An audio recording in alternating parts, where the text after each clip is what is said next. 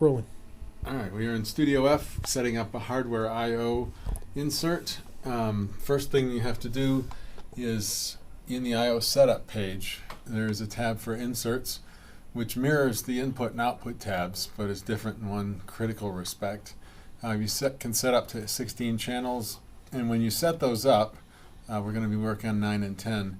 It selects both the input and the output as part of the I/O, so you have to match channels going out and coming back in, unlike any other operation. And it does allow you to have those set up as inserts simultaneously with being set up as regular outputs and inputs.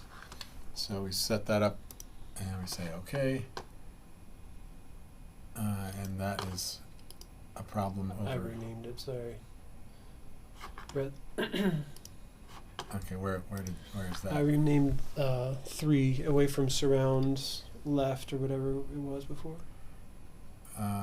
Okay. Why is it complaining about it being? Oh, Duplicate. It's probably in the right. buses.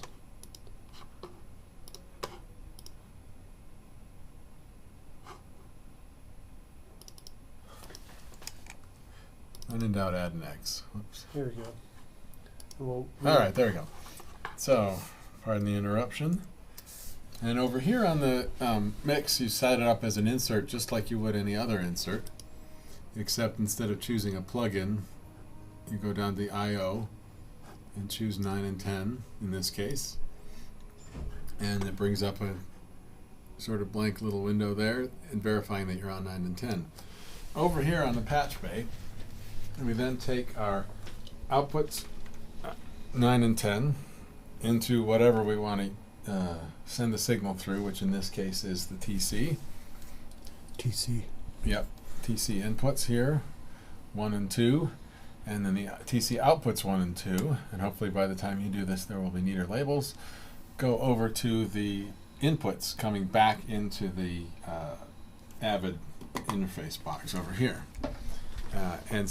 And this could be, instead of the TC, it could be anything else that you wanted to throw in there. Okay. Do we want to hit the routing on the TC as well, as long as we're there? Sure. Okay, so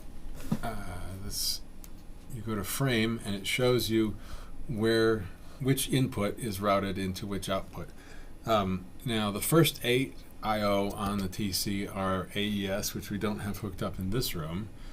Although I think that's how King Center works, is through the AES. Okay. So we're actually coming in, what says 1 over here is really 9 over here, and you can see you've got this little line that indicates that that's going into your reverb.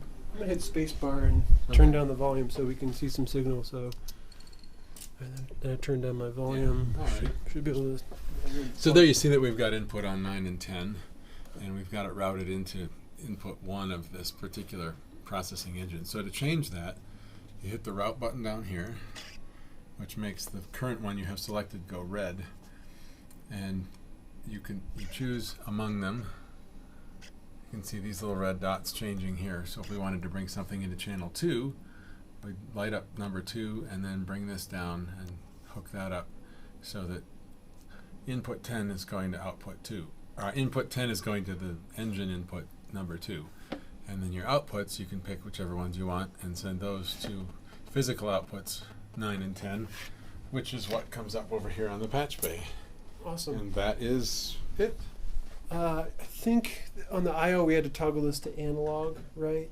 Oh, that's true. One other thing to check out. If for Go ahead. some reason you're not getting it back, here's the other thing to look at. Under setup, you go to I/O, and on input, right now it shows analog 1 through 16, but you have the option of bringing anything at all in on those channels. And when we first got in here today, for instance, it was set up for those last 4 pairs to come in from the ADAT, right. So we had to set them back to analog in order to have it work properly, but it'll show you right here which ones you need. Great. And that is that. Awesome. Thank you, Scott. Yep.